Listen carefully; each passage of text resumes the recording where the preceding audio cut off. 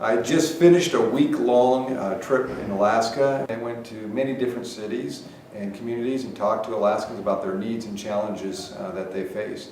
One of the first things we did, we had a roundtable discussion in Anchorage with Commissioner Clyburn, who's from the FCC.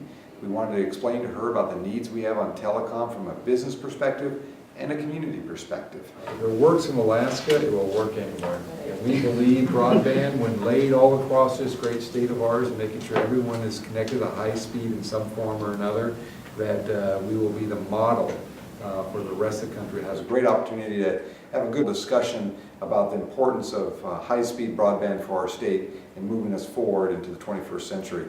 On the next day, we went to Cordova. We took the commissioner down to Cordova to see a smaller community and see the importance of delivering medical services through the internet and why high-speed broadband is critical. We spoke to the chamber and listened to their business needs about, again, why high-speed broadband will be critical for them to expand their businesses. The next day we went down to Kenai. I sent the commissioner up north to talk to some more folks about broadband. We went down to the LNG plant in Nikiski.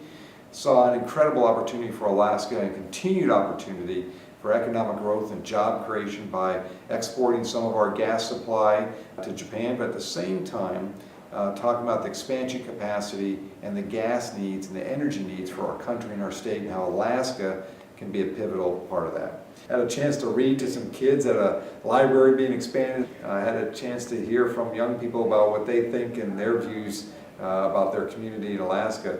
But it also was a chance to see a great construction project that some of the work we did in the recovery plan helped put some resources toward this project. They're doubling their library, has great community support, and looking forward to seeing that construction project done.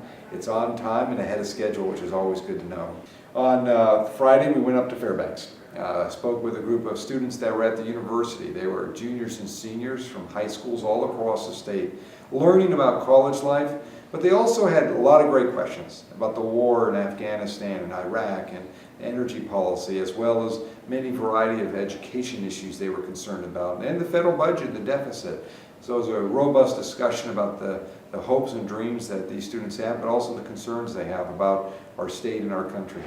Earlier in that day, I also spoke to the Betty Fahrenkamp Democratic Club, and same issues, but they also wrapped around energy much more aggressively. Really concerned about national energy policy that's not only about oil and gas, but renewable energy, conservation, all these issues that we should be addressing to make sure we secure our nation economically with a good energy source, as well as making sure we do an energy plan because of a national security interest. So after we finished all that, went back to Anchorage and finished off the week. I'm looking forward to coming back in August, where we'll spend several weeks traveling the state, listening to, again, Alaska's concerns and challenges that they're dealing with. We'll bring up many federal officials so they get a first-hand knowledge of the unique challenges that Alaska has.